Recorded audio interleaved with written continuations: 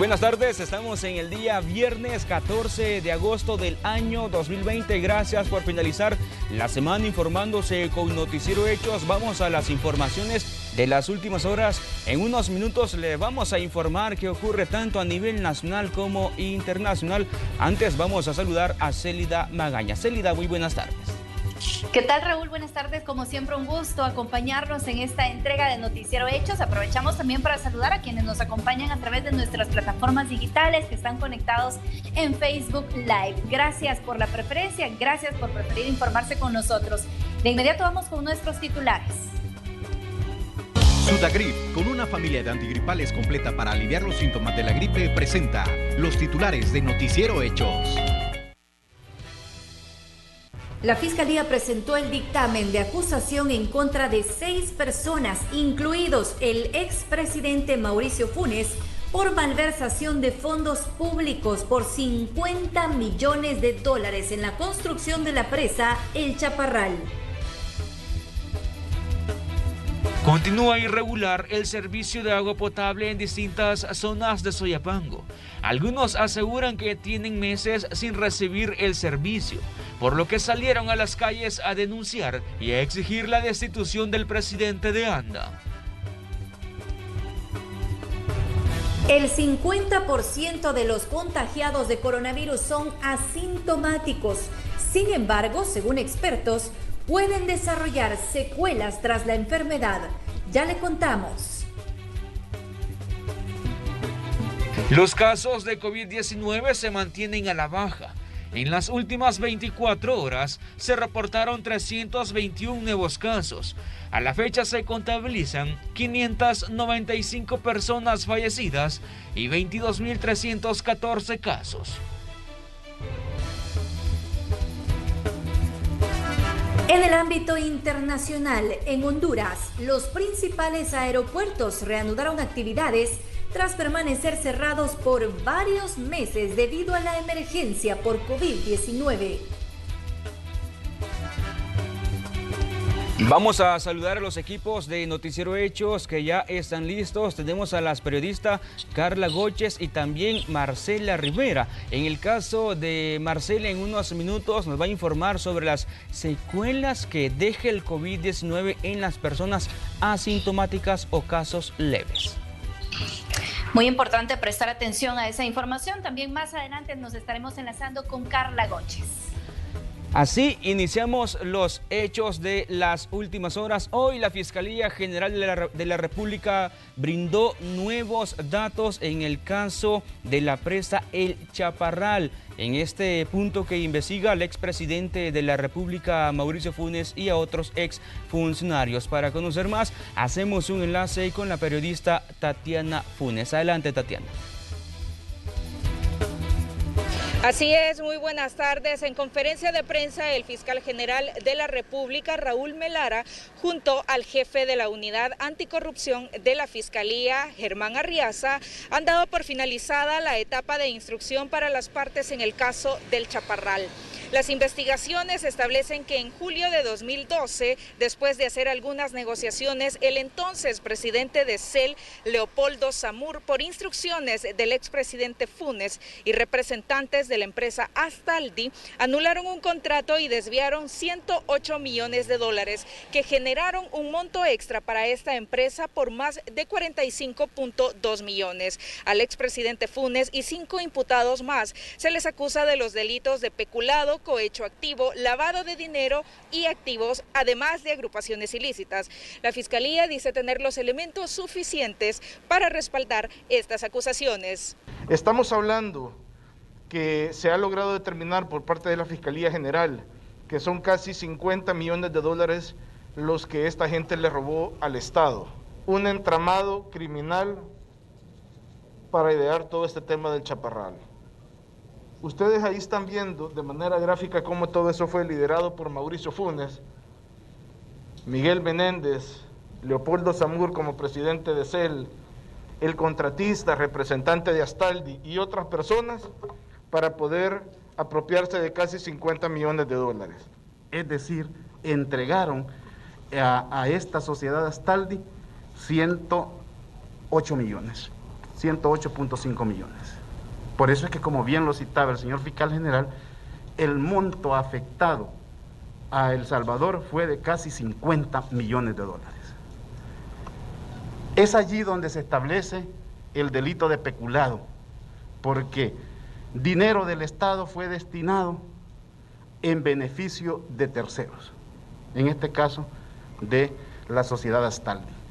Pero como ya se había acordado una dádiva para el señor Mauricio Funes y el señor Miguel Menéndez, este dinero de Astaldi, que sale de El Salvador hacia Roma, Italia, este Astaldi tenía sedes en Honduras y Venezuela, y allí mueven dinero hacia otras dos sociedades. Y establecen acciones encaminadas a mover de distintas sociedades, todas vinculadas o con firmas autorizadas para representantes de Astaldi. Y a pesar de que el expresidente Funes ha sido señalado como el principal líder de esta estructura de lavado de dinero, el proceso estará frenado de momento para él por mantenerse asilado en Nicaragua, pero continuará para los demás involucrados. Lastimosamente, el expresidente Funes está prófugo de la justicia, hoy es nicaragüense y la ley nos impide proseguir con el proceso para él. Pero esto no impide que el juicio se siga diligenciando para los demás imputados que ya, ¿verdad?, que están siendo procesados. El dictamen será presentado durante la tarde en el Juzgado Noveno de Instrucción y es importante destacar que el proceso comenzó en enero de 2019. Una vez la jueza reciba toda la documentación de parte de los involucrados, en este caso se definirá la fecha de la audiencia preliminar. Así la información que tengo para compartir con ustedes y regreso la señal a los estudios principales. Gracias, Tatiana, por el reporte. Seguimos hablando de este mismo tema porque hoy a las 3 de la tarde el presidente de CEL, Daniel Álvarez, se presentará al Juzgado Noveno de Instrucción de San Salvador junto al equipo de querellantes para presentar una acusación del pasado proyecto hidroeléctrico El Chaparral. Así que continúa este proceso ahora en horas de la tarde. Los salvadoreños siempre enfrentamos los retos con optimismo. Nosotros, al igual que tú, somos de aquí y aquí estaremos, porque es momento de acompañarnos. Aunque algunas cosas cambien, nuestro espíritu positivo siempre nos lleva a superarnos. Banco Promérica, juntos vamos a superarlo. En más información vamos ahora a hablar de otro tema que está afectando a la población. Por ejemplo, habitantes de Soyapango piden la destitución del presidente de ANDA debido a la crisis hídrica que reportan desde hace más de 25 días. Para paliar la situación, algunas colonias fueron abastecidas con pipas mientras las autoridades buscan una solución integral al problema. El servicio irregular de agua potable en distintas zonas de Soyapango ha generado preocupación en sus habitantes. Debido a las constantes denuncias y medidas de presión como protestas y cierres de calle, las autoridades de ANDA enviaron pipas a los condominios La Coruña y Colonia El Pepeto, quienes por más de 25 días no contaron con el recurso hídrico. Y tuvimos que cerrar la calle pues para que nos oyeran, porque en realidad sin agua no podemos estar. Si nos pudieran regular eso, ¿verdad? Que nos cayera por lo menos más luego, porque cada 8 días salimos, pero bien, que ya no nos alcanza el agua, pues. Pese al descontento de la población, sostienen que es un alivio contar con agua potable para los próximos días. Si bien es una medida paliativa, piden a las autoridades que el servicio se restablezca de forma normal, ya que debido a la pandemia del coronavirus necesitan el recurso para las labores de higiene y sanitización del hogar. La gente de la familia que tienen sus hijos, díganme cómo vamos a salir adelante. Y con esta enfermedad que tenemos, que es el coronavirus, estamos mal, pues. Entonces yo pienso que estos señores cada 2 o 3 días debían de mandar las pipas, pues.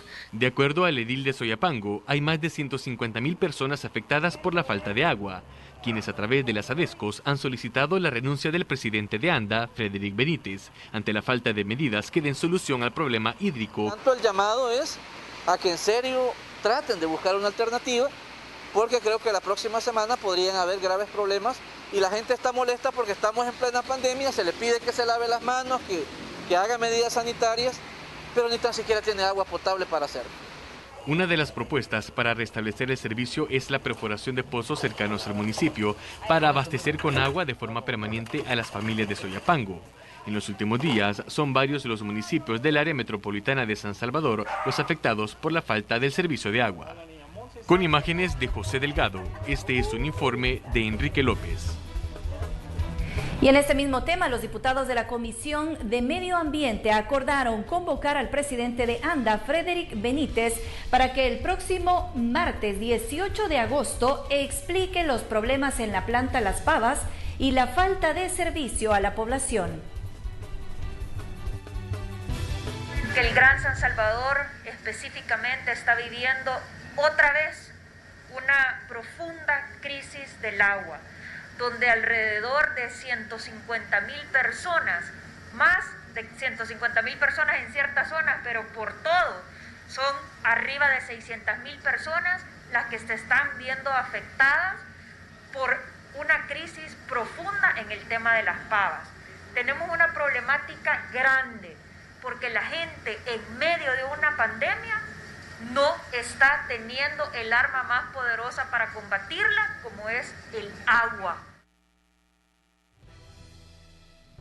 Y seguimos hablando de ese tema porque ante la falta de agua, ANDA informó que los equipos actuales con los que funciona la planta potabilizadora de Las Pavas no tienen repuestos en existencia en el país. Sin embargo, han dispuesto de otros equipos con la finalidad de restablecer operaciones. Incluso este video que observamos fue publicado en las cuentas oficiales de ANDA en redes sociales, donde se muestra que en horas de la madrugada se realizó la prueba piloto en el panel de control en la planta de Las Pavas. Y seguimos con más información. Vamos a conocer las denuncias de la población porque siempre son importantes y las vemos en hechos en tu comunidad.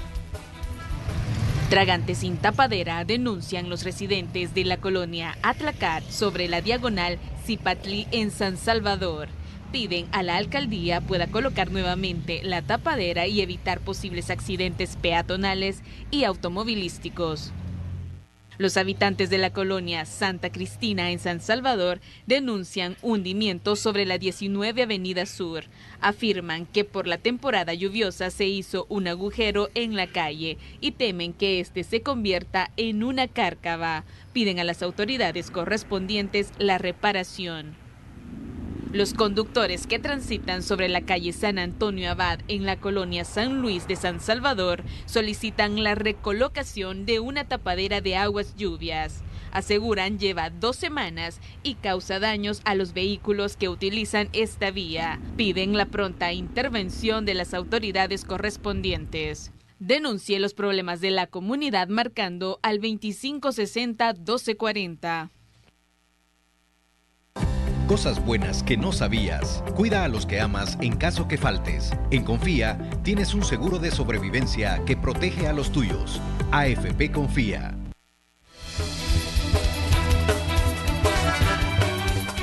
Vamos a actualizar en este momento información sobre el clima que dice el mapa del territorio nacional, disposición de SNET. De acuerdo al pronóstico de las autoridades del Ministerio de Medio Ambiente para este día, se esperan lluvias y tormentas de moderadas intensidad para finales de esa tarde y noche. Además, esto, de acuerdo a la información, será en la zona central y oriental del país. Tome en cuenta esta información para prevenir alguna emergencia que se pueda dar debido a las lluvias y, sobre todo, acatar las recomendaciones de las autoridades. Continuamos con más. Y para seguir conociendo qué podemos esperar en cuanto a las condiciones del clima para lo que resta de esta tarde y durante el fin de semana, nos enlazamos con el meteorólogo Walter Flores hasta el Ministerio de Medio Ambiente y Recursos Naturales. Adelante con el reporte. Buenas tardes. Desde el Ministerio de Medio Ambiente se informan las condiciones del tiempo previstas para este 14 de agosto del 2020. Tenemos cielos poco nublados sobre el país y esa condición se espera que cambie para finales de la tarde, inicios de la noche, ya que estamos esperando un poco más de nubosidad y precisamente la probabilidad de precipitaciones, principalmente de la zona centro hacia el oriente del territorio nacional. Esta condición obedece a un sistema de baja presión y onda tropical que se encuentra justamente en las cercanías de Centroamérica, al sur de Nicaragua y distante justamente. Esperamos que esa condición sea la responsable que genere precipitaciones durante este día y el fin de semana, donde vemos mayor organización en la condición de lluvia que vamos a estar teniendo en el país. Para este día igualmente continúan las temperaturas cálidas siempre en horas de la tarde, un ambiente bastante cálido, alcanzando los 37-38 grados en la zona oriental del país y las mínimas alcanzando los 23 grados. La zona centro y occidente del país se espera que tengan temperaturas máximas de 33 a 34 grados y las mínimas rondando los 20 a 21 grados. Hacemos un llamado a la precaución para las personas que realizan actividad frente a nuestras costas, principalmente en la zona oriental del territorio nacional. Allí en aguas profundas los vientos de componente este alcanzando los 30 a 40 kilómetros por hora que podrían generar dificultades a la hora de realizar sus actividades. Acata recomendación de los diferentes cuerpos de seguridad y en horas de la tarde hidratarse lo más que se pueda. Este es todo lo que tenemos en cuanto al tiempo para este periodo. Pasamos a temas políticos y electorales, porque a la fecha más de 30 personas han solicitado la autorización ante el Tribunal Supremo Electoral para optar a una candidatura no partidaria y así ser parte de la próxima legislatura. Hasta hoy son 35 los interesados en participar como candidatos no partidarios para diputados en las próximas elecciones. 17 por el departamento de San Salvador, 7 por el departamento de La Libertad, 5 por Santa Ana, 2 por el departamento de La Paz, 2 por San Miguel, 1 por La Unión y 1 por el departamento de Cuscatlán. Quieren lograr un espacio en la próxima legislatura. La motivación ante la victoria electoral que obtuvo el actual diputado Leonardo Bonilla con su candidatura no partidaria. Eso sin duda es un motivador para que más personas vean que se puede lograr la victoria como candidato no partidario y por eso se han inscrito. La segunda razón es sin duda el rechazo que en general muestra la ciudadanía a la oferta electoral de los partidos políticos. Deberán cumplir los requisitos, entre estos recolectar firmas desde 15,000 en adelante y presentar su solicitud antes del 30 de septiembre. Estos procesos ahorita están en el tribunal, unos que ya están que fueron autorizados para que los libros y recojan los respaldos de las firmas, otros están pendientes de resolver, donde estamos analizando para notificarles a ellos y que procedan. Ya se les resolvió a favor a bastantes en cuanto a la recolección de firmas, que estos ya están trabajando en eso, hay unos que se les ha prevenido. En otro punto, la magistrada ve preocupante la falta de interés de jóvenes que votarán por primera vez en las elecciones y que tienen la oportunidad de incorporarse al padrón electoral antes de obtener el DUI. Sí, hay una apatía en los jóvenes, quizás pues por las mismas formas como se desarrollan los sistemas políticos, los institutos políticos. Los jóvenes a veces tienden a no querer tener ese incentivo de participar por primera vez, ser partícipe de elegir a un gobierno, ya sea local, ya sea a nivel nacional, pues, y eso es lo que ahorita nosotros queremos romper, esa apatía. De los más de 45,000 que pueden preinscribirse en el registro electoral, únicamente 1,048 lo han solicitado, equivalente al 2%. Y el plazo vence el 31 de este mes. Con imágenes de Ricardo Tovar, un reporte de Luis Alberto López. Y el candidato a alcalde de San Salvador por el partido Gana, Carlos Rodríguez, llegó hasta el Tribunal Supremo Electoral con una solicitud de prórroga al periodo de enrolamiento para participar en las próximas elecciones de 2021. Según el candidato, de los 45,300 jóvenes que cumplirán 18 años entre el 31 de agosto de 2020 al 28 de febrero de 2021, solo 1,000 han realizado los trámites para participar en el proceso electoral. Solicitamos que se amplíe el plazo para el preenrolamiento de los jóvenes que cumplirán 18 años en un lapso a partir del 31 de agosto al 28 de febrero del próximo año. Esos jóvenes tienen que preenrolarse para poder estar ingresados en el padrón electoral y así ellos hacen una reservación de su DUI y van a poder votar el próximo año. Es que es un universo de 45.300 jóvenes hayan hecho este proceso, automáticamente quedan pues enrolados y van a poder votar, pero solamente 1.000 jóvenes lo han hecho. La pandemia COVID pues de alguna manera ha hecho que estos jóvenes se presenten a un DUI centro, que puedan reservar su DUI, y nosotros lo que queremos hacer es ampliar el periodo. Vamos a un corte, volvemos en unos minutos para actualizar información sobre COVID-19.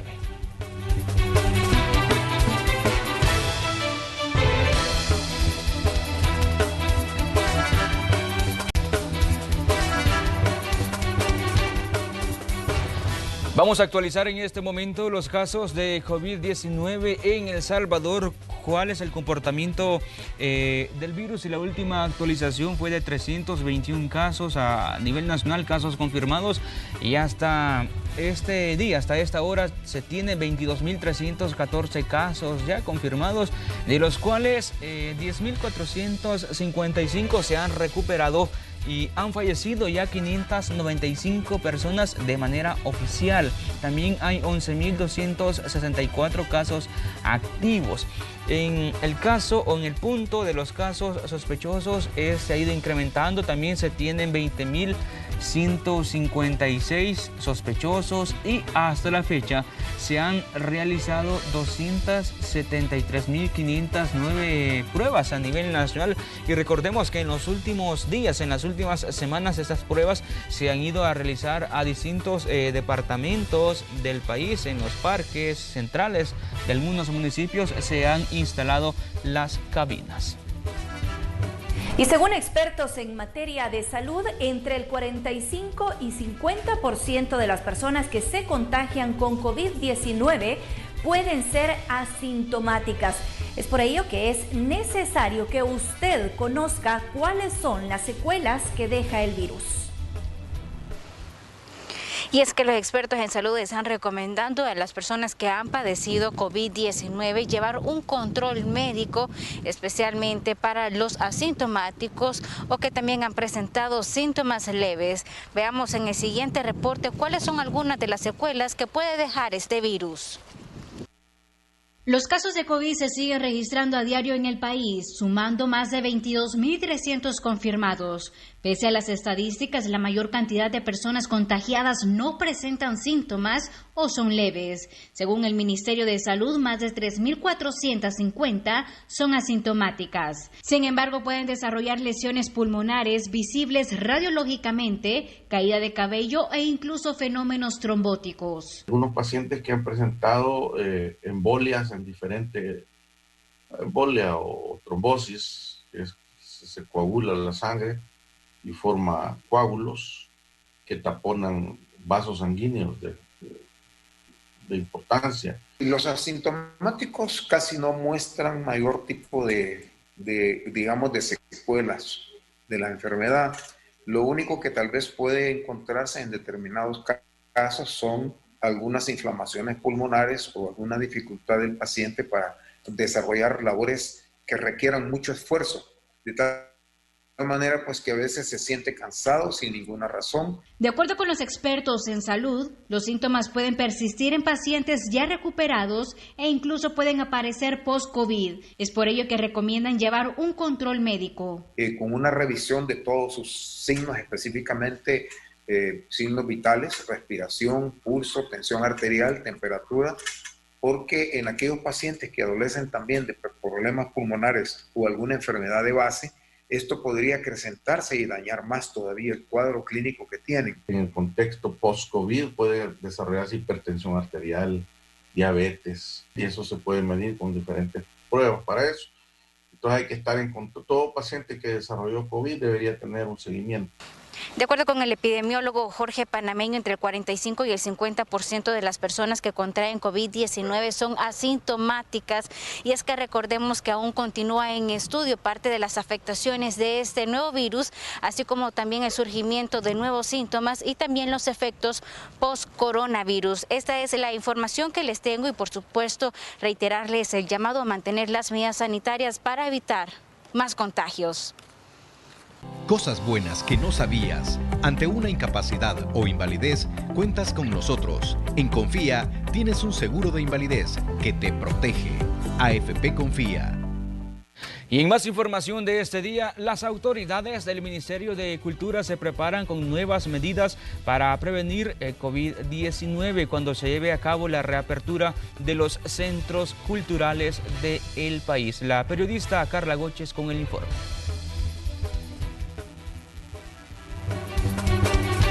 Buenas tardes, así es. La ministra de Cultura, Sueci Callejas, ha dado información sobre las medidas preventivas que se están implementando en los diferentes centros culturales del país de cara a la apertura de las actividades presenciales que se tienen previstas para octubre. Según la titular de Cultura, $300,000 serán destinados para equipar estos lugares. Entonces vamos a iniciar primero con los mantenimientos y tenemos planificado abrir los espacios a partir de octubre del presente año.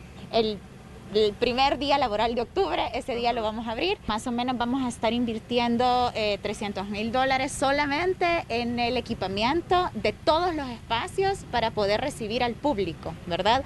Es importante que sepan desde ya que en museos, salas de exposiciones, parques arqueológicos y todos los espacios que impliquen un recorrido van a ser recorridos por familia o clúster. Mientras se trabaja en la preparación de museos, teatros y otros espacios culturales, continuarán con las actividades virtuales. Todos los apoyos que sean virtuales se van a seguir mejorando. De hecho, estamos también trabajando con estudiantes de una universidad para hacer una aplicación en donde se pueda tener a la mano la agenda cultural que vamos a estar teniendo en todo el país. La ministra además aseguró que están trabajando en una agenda nacional para apoyar las presentaciones de todos los artistas nacionales. Esta es la información que tengo para compartir con ustedes. Con esto regreso la señal. Buenas tardes. Muy buenas tardes, Carla. Gracias por tu reporte. Los salvadoreños siempre enfrentamos los retos con optimismo. Nosotros, al igual que tú, somos de aquí y aquí estaremos, porque es momento de acompañarnos. Aunque algunas cosas cambien, nuestro espíritu positivo siempre nos lleva a superarnos. Banco Promérica, juntos vamos a superarlo. Y los artesanos del barro han pasado meses de preocupación por el coronavirus. Sus ventas disminuyeron. Sin embargo, guardan la esperanza de mejorar su situación a partir de la reapertura económica. Bien. Una mente ocupada no va a estar en derrota. Es el pensamiento de una pareja de esposos que desde hace 26 años decidió ganarse la vida transformando el barro. Son alfareros, oficio duramente golpeado por la pandemia del coronavirus. Barro así de lujo ahorita para arreglar casas, no, eso no se está vendiendo. Y estamos sobreviviendo con la venta de cosas sencillas. En pocas palabras, lo que más se está vendiendo en este momento son comales, ollas para cocer frijoles y diversos enseres de costo mínimo. Lo dice María Leiva, mientras su esposo aprovecha la mañana para reconstruir una sirena de barro que le llevó un cliente. Este es un trabajo pequeño. Nosotros trabajamos en jarrones grandes, en pequeños, medianos, lo que sea. Pero tienen la esperanza que todo esto pasará. Decidieron dejar de pensar negativo y prepararse para lo que ellos llaman una nueva oportunidad. Por eso, el negocio de los Girón Leiva, ubicado en el kilómetro 27,5 de la carretera panamericana sobre Santa Cruz, Michapa, comienza a prepararse para recibir clientes ante la eventual reapertura económica dentro de algunos días. Poco a poco, el paso de turistas en la zona será una realidad, dicen los esposos alfareros, confiando que todo lo que han elaborado con sus manos comenzará a venderse. Fe, que hay que tener la fe y que no hay que perder la esperanza, porque eso es lo principal en estas situaciones. Pero en nuestro negocio, más que todo, es la perseverancia en trabajar y seguir adelante para que este negocio florezca y que se mantenga siempre como ha sido, arte en barro. Los maestros del barro han pasado meses tremendos ante una baja en las ventas que nunca antes habían experimentado. En general, todo aquel que vive de la elaboración de artesanías ha sufrido debido a la pandemia, pero de nuevo vuelven a surtir sus negocios. Eso sí, dejan claro que la lección debe aprenderse. Lo ocurrido es para tener un cambio de vida. En pocas palabras, ser mejores personas. En estos casos, comerciantes. Pongámonos nuestros mejores pensamientos, amémonos entre los que convivimos, aprendamos una nueva clase de vida y tomemos muy en cuenta la oración. Lo cierto es que pronto negocios como estos abrirán de nuevo. Cientos de familias dedicadas a la alfarería buscarán reponerse económicamente tras haber pasado con sus oficios detenidos. Entre ellos están los esposos Girón Leiva. Imágenes de Juan Castellanos, Julio Guevara, Noticiero Hechos.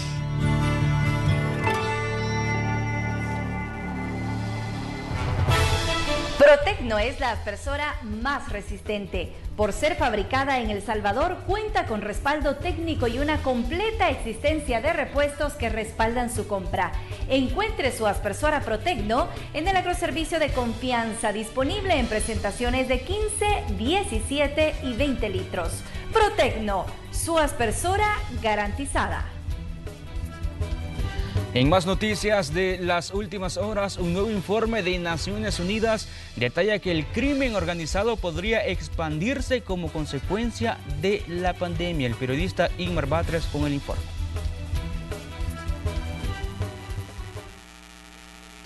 Buenas tardes, gracias por estar en sintonía con nosotros. La Oficina de las Naciones Unidas contra la Droga y el Delito reveló un informe y dice que en El Salvador se podrían perder entre 350,000 y más de 500,000 de empleos. De estos, 140,000 serían del sector informal. Y precisamente eso podría implicar un semillero para el crimen organizado. ¿Por qué?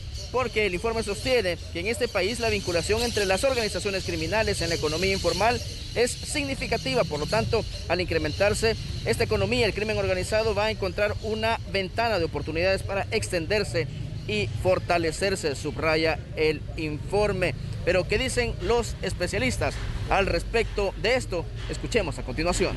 El Estado debe contemplar entre las acciones de mitigación de los efectos de la pandemia actividades puntuales dirigidas al sector informal de la economía. Es importante que se brinden los incentivos necesarios para que la mayor cantidad de personas en el sector informal puedan formalizar sus actividades y de esa forma mejorar las condiciones precarias de empleo en las que se encuentran y poder acceder a ciertos servicios públicos que actualmente se les ven limitados. Si nosotros permitimos que esa economía delincuencial prospere, vamos a tener una lucha tremenda entre lo que es la empresa privada y el crimen organizado, lo cual no necesitamos. Ya lo estamos viendo, que están demostrando con las últimas actuaciones criminales que ellos siguen teniendo poder territorial y mucho más con esta sectorización por razones de la pandemia. Hay que tener cuidado. El llamado es para que el gobierno cambie la política criminal y sea organizado. El informe de Naciones Unidas para El Salvador se denomina Desempleo, Economía Informal y Crimen Organizado, una aproximación desde el análisis sistemático. El Salvador también señala que precisamente la considerable economía informal, la cual se va a incrementar en la medida que las personas desempleadas a consecuencia de la crisis económica se trasladen para obtener medios de subsistencia. También esta Oficina de las Naciones Unidas advierte que la lucha entre organizaciones criminales por obtener control de territorios puede desencadenar una nueva ola de violencia. Bien, más detalles en la siguiente emisión de Noticiero Hechos. Buenas tardes. Interesante reporte de Naciones Unidas, Ingmar, gracias por tu informe. Vamos a más información de carácter empresarial. El gerente corporativo de la Federación de Asociaciones de Cooperativas de Ahorro y Crédito de El Salvador, FEDECASES, Héctor Córdoba, fue nombrado como el economista del año. Este reconocimiento fue por parte del Colegio de Profesionales de las Ciencias Económicas de El Salvador, Colprose, en el marco del Día del Economista. Para FEDECASES es un orgullo contar con personas de éxito que han brindado grandes aportes en el área financiera, como por ejemplo su participación en la reforma de legislación cooperativa, entre otros. Vamos a un corte, regresamos en unos minutos con más hechos.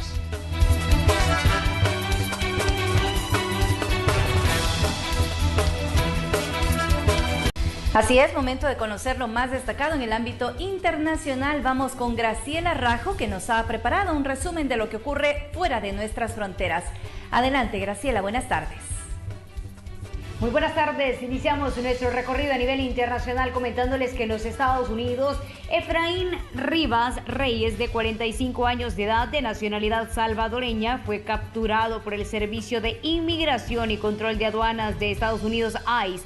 De momento se encuentra en espera de su traslado a nuestro país, donde será entregado a las autoridades policiales.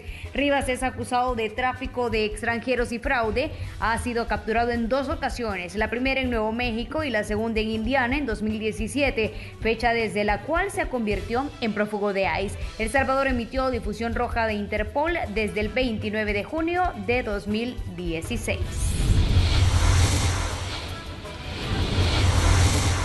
Vamos a cambiar de información porque mientras tanto Honduras ha iniciado un paso más hacia su desconfinamiento total, esta vez con la apertura de uno de sus principales aeropuertos, el de Toncontín.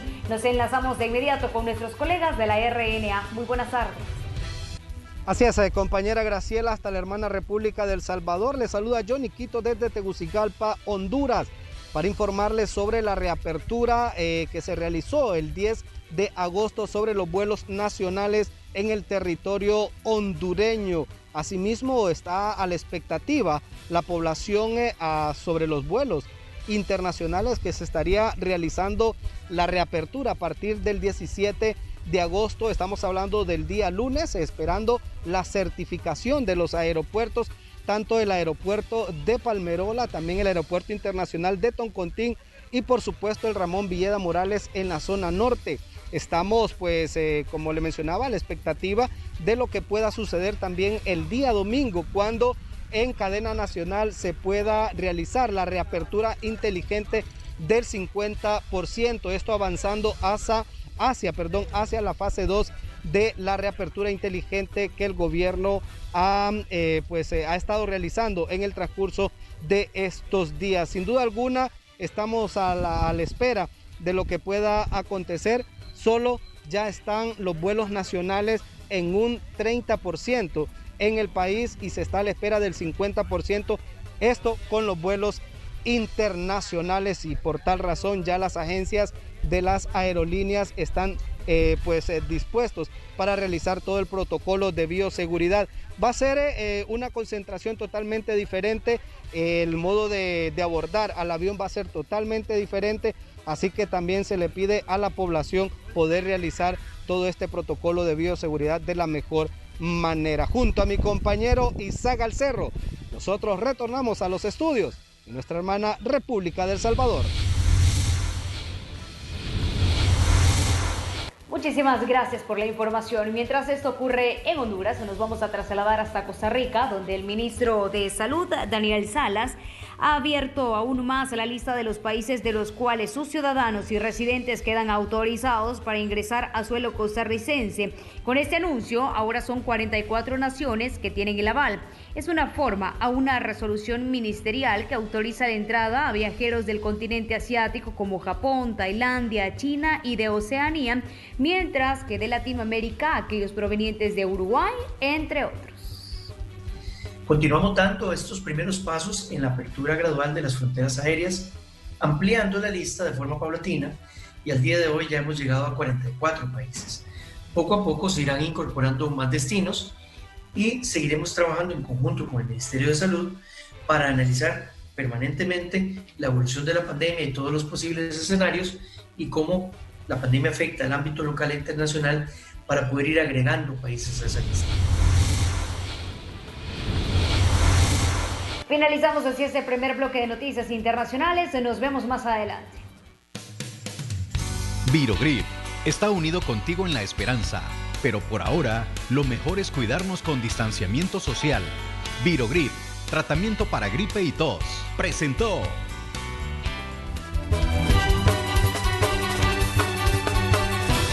Vamos a un resumen de noticias deportivas.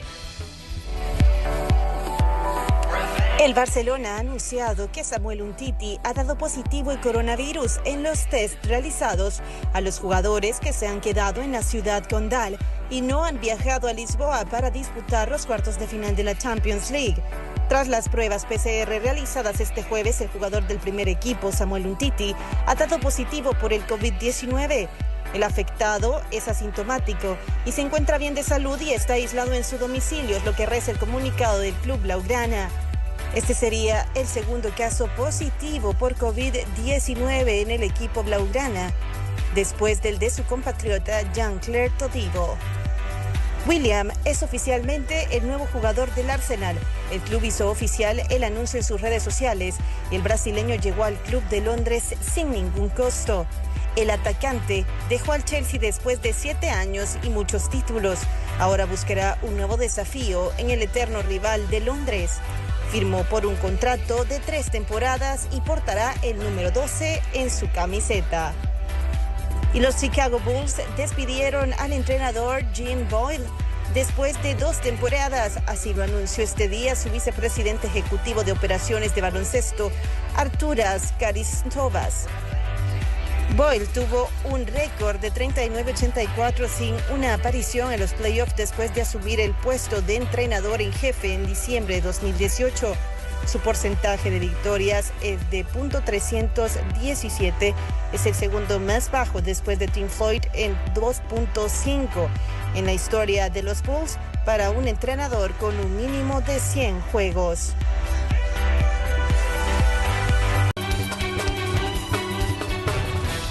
Gracias por continuar informándose en sintonía de Noticiero Hechos. Se acerca la reapertura económica, ya está fijada la fecha para el próximo 24 de agosto y hay muchas expectativas por parte de este sector, del sector económico, pero también existe el temor de que se den más contagios de COVID-19. Es por eso que hoy, durante los próximos minutos, vamos a conversar con el doctor Jonathan Hernández. Él es médico internista y precisamente para conocer un poco desde su punto de vista médico, cuáles son las recomendaciones que todos deberíamos seguir para evitar una ola de más contagios de COVID-19. Doctor, bienvenido a Noticiero Hechos y muchas gracias por acompañarnos en este espacio. Hola, un saludo a todos los televidentes de Noticiero Hechos. Es un gusto para mí poder compartir con ustedes algunas recomendaciones este día. Y bueno, vamos a hablar sobre la reapertura, ¿no? La reapertura se ha dado en diferentes países de formas diferentes, con técnicas epidemiológicas, ¿verdad? Estudios epidemiológicos, y precisamente El Salvador no debería ser la excepción. Así es que con gusto voy a responder a sus preguntas sobre la reapertura que tengan, ¿no? Muchas gracias, doctor, por acompañarnos en este espacio. Yo lo mencionaba, ya hay una fecha fijada para esta reapertura económica, como usted lo decía. Esto es algo que se ha llevado a cabo en la mayoría de los países que se han visto severamente afectados también por la pandemia. Pero nosotros acá en El Salvador, y de acuerdo a su punto de vista médico, ¿estamos preparados, doctor, para esta reapertura?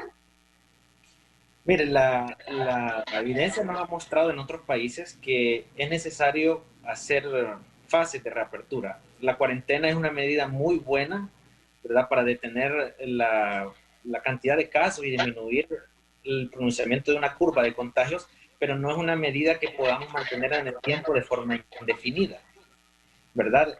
El Salvador, como ustedes pueden ver en los datos oficiales del gobierno, persiste todavía con datos de contagios altos. Y si vemos, han tenido una tendencia aún al alta. No podremos decir con los datos que tenemos que hayamos llegado ya a una meseta o incluso a un descenso. Con esos datos, como están, no podemos hablar de una apertura de golpe, ¿verdad? Porque no estamos listos ni los sistemas de salud para recibir por posibles casos de contagio o una multiplicación excesiva de casos. Entonces, lo más conveniente desde el punto de vista médico es que la reapertura de esta cuarentena, digamos, ¿verdad?, sea en fases bien planificadas, que nos permitan asegurar la seguridad, por la redundancia, que nos permitan validar que los pacientes tengan toda la población tenga la probabilidad de no infectarse, de no aumentar los casos, de no ser víctimas del COVID. ¿Cuál es la explicación que se puede dar entonces a lo que vemos que está ocurriendo? Porque por lo menos durante los últimos días, quizá podríamos mencionar la última semana, sí hemos visto una disminución, al menos en el reporte oficial que nos comparten las autoridades. De igual manera, muchas personas están compartiendo a través de las redes sociales que ven un poco más descongestionados los hospitales. Me llama la atención que usted menciona que en realidad no podemos decir en este momento que ya la curva está aplanándose. ¿Qué es lo que está ocurriendo entonces o cómo se explicaría esto? Porque también sabemos que existe un subregistro como pasa en todos los países. Así es. Mira, en la realidad hospitalaria hemos visto que los casos de consulta de primera vez están disminuyendo, es decir, menos personas asisten a los hospitales cada día, al menos a los hospitales de la República, por consulta respiratoria. Incluso en la consulta médica privada, también muchos colegas reportan una tendencia a disminución de la baja de los casos, ¿verdad?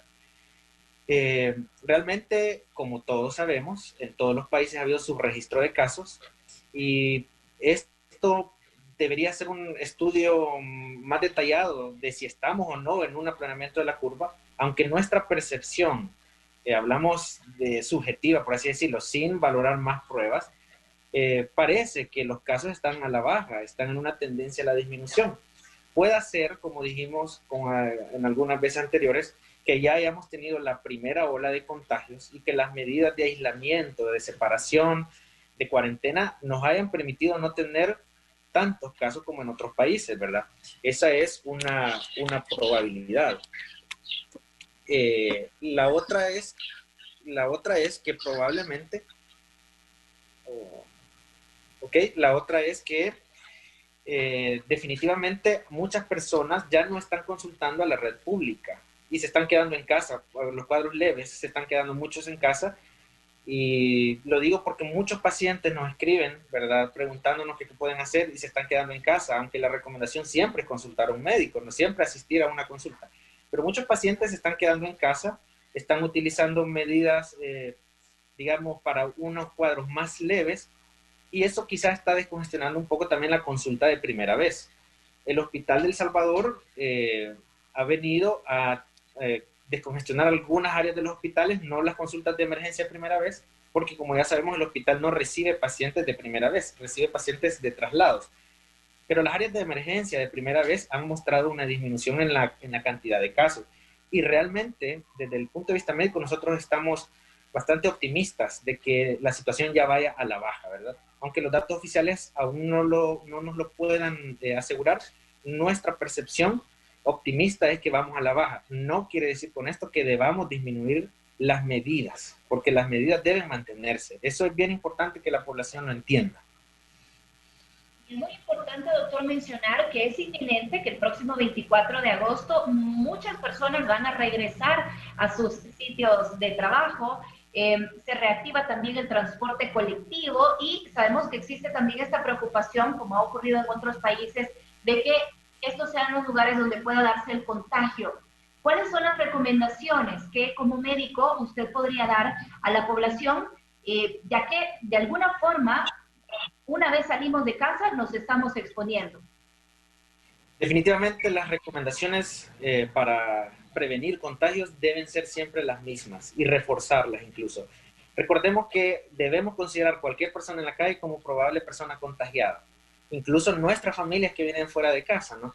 Entonces las recomendaciones van a seguir siendo las mismas: mantener la distancia física de 1.5 a 2 metros, el uso estricto de mascarilla en lugares públicos donde no podamos mantener distancia está recomendado. El lavado. Detenerme un poco, doctor, con lo que usted menciona del uso de la mascarilla, porque es que también estamos observando que muchas personas en la calle están utilizando mascarillas de tela. ¿Es igual de efectiva que una mascarilla quirúrgica o una KN95? Definitivamente no, ¿verdad? No tienen la misma eficacia, no protegen con la misma eficacia, y en la medida de lo posible quienes puedan, la recomendación sería usar una mascarilla quirúrgica. Y esa es la recomendación médica, mi obligación médica es decirlo, ¿no? La CDC de Atlanta recomendó hace unos meses que se pudieran utilizar mascarillas de tela, ¿verdad? Porque hubo un estudio que mostraba que algunas partículas grandes de saliva que podrían ser expulsadas al hablar podrían ser detenidas en una mascarilla de tela. Pero sabemos pues que hay microgotas que no son detenidas por una máscara de tela, y por lo tanto no aportan seguridad. Una mascarilla como la que yo estoy usando en estos momentos es la recomendada para poder decir que tenemos una protección del 95% contra una infección, ¿verdad? Entonces la recomendación en todo caso es siempre utilizar una mascarilla, e idealmente una mascarilla quirúrgica. En el caso de las vitaminas, yo sé que muchas personas también están tratando de comprar cualquier multivitamínico, o vitamina C puntualmente, vitamina D, el zinc. ¿Qué nos recomienda para que podamos prevenir el contagio? Es importante recordar, y es una muy buena pregunta esa, porque muchas pacientes nos dicen, ¿verdad?, que si toman esto para prevenir y que si lo pueden tomar. Todos podemos tomar, hay pocas excepciones para personas que no puedan consumir vitamina C, vitamina D o zinc, pero en general estas medidas no son preventivas. Eso es lo que hay que tener en mente. Que yo tome vitamina C, que yo tome zinc o que yo tome vitamina D, no me previene la infección. Estos medicamentos han sido utilizados de forma tradicional por la historia médica como medicamentos que ayudan en la inmunomodulación, es decir, en el sistema inmune, pero no está avalado y no hay evidencia en el mundo que diga que el uso de estos medicamentos previene la infección o que mejore los síntomas o que cure el virus. Eso no existe. También hemos visto en algunos casos pacientes personas, ¿verdad?, que preguntan si las dosis altas de vitamina C intravenosas en sueros pueden ayudarles a prevenir el virus, y eso no es cierto. Nada de lo que tenemos ahorita puede prevenir el virus una vez que ha ingresado a nuestro cuerpo. Entonces, las únicas medidas que nos aseguran que voy a tener prevención es el uso de mascarillas, es el distanciamiento físico y el lavado de manos. ¿El enjuague, doctor, ayuda? ¿El enjuague? ¿El enjuague bucal? No, definitivamente no hay evidencia para decir que el enjuague bucal vaya a ayudar. Recordemos que el virus está dentro de las células. El virus se reproduce en el interior de las células. Es decir, que por más que utilicemos un enjuague, no vamos a hacer que el virus se elimine, porque el virus no está en la superficie de la célula, está dentro de la célula. Los enjuagues bucales pueden utilizarse para aliviar síntomas ocasionados por el virus, porque hay algunos enjuagues que pueden utilizarse para disminuir inflamación, disminuir dolor, y pueden mejorar los síntomas, pero no es para prevenir el virus ni para curar la enfermedad. En las oficinas, doctor, ¿cuáles son las medidas que se deberían de tomar para evitar el contagio, sobre todo en las áreas comunes, es decir, el comedor, donde vemos que las personas suelen llegar y se quitan la mascarilla, se confían, la dejan ahí y probablemente la superficie donde colocan la mascarilla ya queda contaminada? ¿Cuáles son las principales recomendaciones? Y también saber si dentro de las oficinas, por ejemplo, el uso de aire acondicionado puede afectar. Recordemos que las áreas comunes dentro de los trabajos han sido una de las áreas de mayor contagio, precisamente porque ahí bajamos la guardia, como usted dice, vamos a comer, estamos con los compañeros, ya un momento de relax, como podemos decir, y nos quitamos la mascarilla y comenzamos a comer, hablamos de algún tema, nos distraemos un poco del trabajo. Esos momentos son los más críticos porque hacen que las personas estén en contacto. Las recomendaciones siguen siendo la distancia física.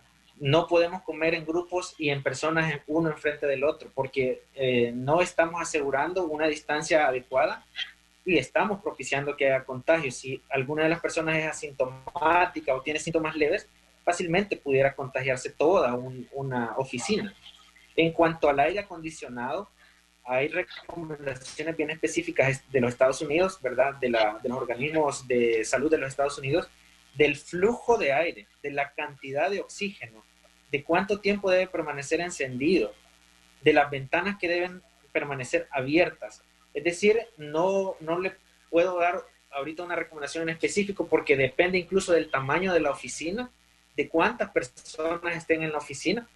Entonces, las oficinas o los lugares de trabajo deberían abocarse a expertos en este sentido para determinar cuánto tiempo van a utilizar el aire acondicionado, porque recordemos que el aire acondicionado requiere que la habitación esté sellada. Y no es que el aire acondicionado nos va a contaminar, es que la habitación cerrada, donde no hay ventilación, si una persona está infectada, va a permitir que haya más concentraciones del virus en esa habitación, ¿verdad? Y hay un estudio chino donde en un comedor, en un restaurante, se contaminaron todas las personas que estaban directamente en la corriente del flujo de aire acondicionado, mientras que las personas que no estaban en la corriente no se contaminaron. Entonces es bien importante que se tome en cuenta el flujo de aire de un aire acondicionado, la cantidad de aire en litros por minuto que ofrece, ¿verdad? Y el espacio, el área del espacio. Todas esas son recomendaciones que deben tomarse en cuenta. Y una última consulta, doctor, porque prácticamente todos salimos a hacer las compras, ya sea en el supermercado o en el mercado, o incluso si nos vienen a dejar las compras a casa, pues tocamos efectivo. ¿Esta también podría ser una fuente de contagio? El efectivo se ha documentado que no constituye una fuente importante de contagio. Recordemos que el virus puede vivir en superficies por diferentes periodos de tiempo. No es lo mismo un virus en madera, no es lo mismo un virus en papel. Definitivamente las medidas siempre se deben recomendar, ¿verdad? Desinfectarse las manos luego de tocar el dinero. Recordemos que algunas personas tienen la costumbre de rociar el dinero, ¿verdad? Y lo mojan. No le va a hacer daño al dinero, tampoco nos asegura que se desinfecte adecuadamente el dinero. Lo importante es lavarse las manos. O sea, recordemos que el dinero esté ahí, no me va a contaminar, pero si yo toqué el dinero y luego me toco mi cara sin lavarme las manos, eso sí constituye una actividad de riesgo. Entonces, lo más importante es el lavado de manos. Ahora, cuando vamos a hacer las compras, es importante, y he visto en algunos casos que algunas personas no guardamos la distancia en la fila, por ejemplo, de pagar del supermercado, y estamos con nuestras carretillas o algo ahí, y tenemos la persona atrás a menos de 1 metro, el siguiente a menos de 1 metro, ¿verdad? Y puede hacer que a veces porque uno quiere pasar a pagar rápido, pero las medidas deben de persistir. Distancia en los supermercados, no tocar las cosas que no se van a comprar, ¿verdad? Tratar de evitar, como dice, si no compran no me ayude, ¿verdad? Pero ahorita es mejor realmente no tocar lo que no vamos a comprar, porque si nosotros estamos tocando todo, no sabemos cuántas personas lo han tocado, entonces podemos contaminarnos. El uso de las mascarillas en los supermercados y limitar el tiempo de compra. Hay que llevar ya una lista de lo que se va a comprar y limitar el tiempo de compra lo más que se pueda. Importante también evitar ir en familias. A veces las compras son una actividad familiar, ¿verdad? Y muchos nos gusta ir con la familia de compras, pero es mejor limitar el número de personas que vamos a un supermercado para evitar el contagio al máximo. Que todos siguiéramos las recomendaciones, pues contribuiríamos también a evitar la cantidad de contagios en el país. Doctor, muchas gracias por atendernos, muchas gracias por todas estas recomendaciones que brinda a la audiencia del Noticiero Hechos. Ha sido un gusto para mí y solo esperemos y confiemos que ha pasado lo peor, pero no bajemos la guardia. Eso es importante. Esperemos que así sea. Doctor, muchas gracias por habernos acompañado. Nosotros tenemos más información con Raúl Hernández. Gracias, Célida. Vamos con información en desarrollo hasta la frontera La Echadura. Ahí se reporta una protesta a esta hora de la tarde y se encuentra el periodista Jonathan Orellana. Adelante.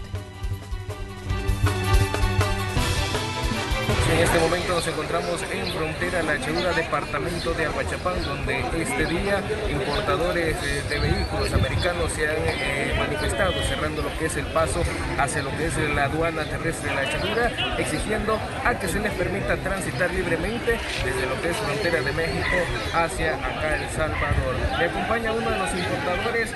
Coménteme, ¿qué es lo que están exigiendo ustedes? No, principalmente estamos exigiendo que los liberen toda la mercancía que tenemos, lo que es en Tecumumán y cruzando Guatemala, porque Guatemala tiene ese cierre que no los quiere dejar pasar. No sé en qué se están basando ellos. Lo que tenemos nosotros son importaciones, como están ocurriendo aquí en estas aduanas, tráiler pasando. Ellos lo que están transportando son importaciones. Entonces, ¿cuál es el privilegio que ellos pueden tener y cuál es lo que nosotros no podemos tener? Si aquí somos igualdad, ellos los tienen que dejar el pase o hablar a las instituciones permitentes para que lo solucionen este problema. Nuestros hermanos de Honduras, ellos están transitando ahorita libremente. Y yo le estuve consultando a alguien de aduana acá que hablaran al usar de Guatemala. El hondureño ya está cruzando su frontera. ¿Y por qué nosotros no?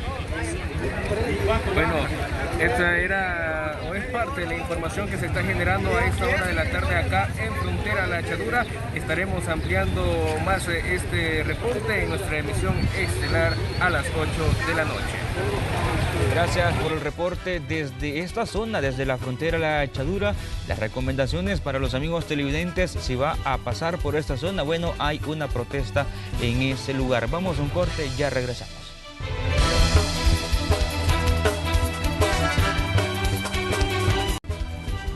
Continuamos nuestro recorrido a nivel internacional. El presidente de los Estados Unidos, Donald Trump, insiste en que las próximas elecciones del 3 de noviembre deberían de ser presenciales. Sofía Pisani, de La Voz de América, nos tiene las impresiones. Adelante, Sofía. El presidente de Estados Unidos, Donald Trump, reiteró una vez más que quiere que las personas salgan a votar el próximo 3 de noviembre, pero que lo hagan en una cabina de votación, desestimando así la opción de que las votaciones se den mediante el voto por correo regular. Y asimismo, el mandatario rechazó este jueves destinar fondos adicionales al Servicio Postal de Estados Unidos, mientras que sus oponentes buscan la aprobación del monto de $3.500 millones para el servicio postal, con el propósito de que pueda hacer frente al incremento de trabajo que conllevaría una campaña masiva de voto por correo. El presidente ha rechazado en reiteradas ocasiones el voto por correo, ya que asegura dará pie a unas elecciones amañadas. En otras noticias, la Organización Mundial de la Salud minimizó el peligro de que el coronavirus se pueda adherir a los envases de alimentos. Recalcó el jueves que la mejor manera de prevenir el contagio de coronavirus es siguiendo las medidas sanitarias y que las personas no deben temer a su propagación por medio de los alimentos. Por último, el secretario de Estado de Estados Unidos, Mike Pompeo, anunció el jueves la suspensión de los vuelos charter hacia Cuba y aseguró que la medida busca aumentar la presión económica sobre el gobierno cubano. Desde Washington, con la agenda informativa, Sofía Pisani, Voz de América. Muchísimas gracias, Sofía, por la información. Y ahora nos vamos a ir de los Estados Unidos hasta el Líbano, porque recientemente el Parlamento aprobó el estado de emergencia en Beirut, declarado la semana pasada por el gobierno. Esto tras la explosión que dejó al menos 171 muertos y 6.000 heridos, además de prorrogar esa situación por el coronavirus ante las dificultades del sistema sanitario para tratar a las víctimas de la tragedia. Además, llamó a la formación rápida de un nuevo gobierno que tenga como prioridades las reformas y la lucha contra la corrupción, después que el gabinete del primer ministro Hassan Diab dimitiera en bloque hace 3 días.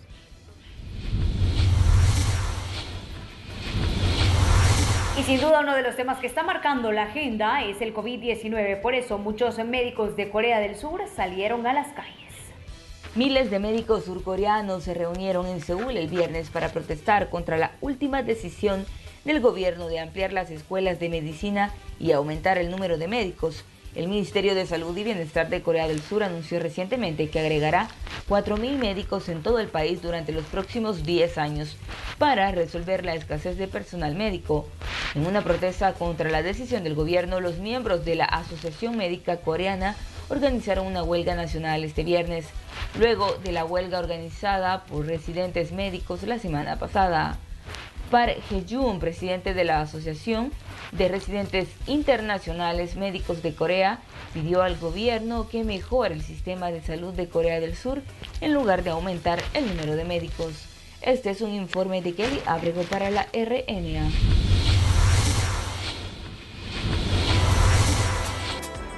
Las tormentas azotaron el noroeste de Tailandia, causando inundaciones repentinas. Las imágenes muestran carreteras inundadas en la provincia de Buen Can.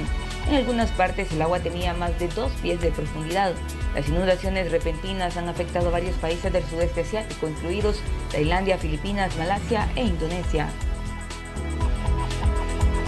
Presuntos militantes mataron a tiros a 2 policías e hirieron a uno en medio de estrictos arreglos de seguridad en la conflictiva región de Cachemira, India, en vísperas del Día de la Independencia del país, en la principal ciudad de la región de Srinagar, donde los oficiales asesinados estaban en un despliegue de seguridad. Los sobrevivientes y familiares de las víctimas de la explosión masiva que afectó a Beirut la semana pasada pidieron una investigación internacional e independiente este viernes. Durante una conferencia de prensa celebrada cerca de la devastada zona portuaria de la ciudad, instaron a establecer un tribunal internacional para enjuiciar a los responsables del desastre. Este es un informe de Kelly Abrego para la RNA.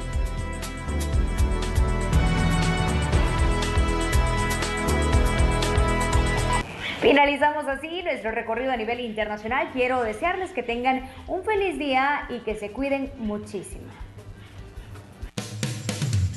Virogrip está unido contigo en la esperanza, pero por ahora lo mejor es cuidarnos con distanciamiento social.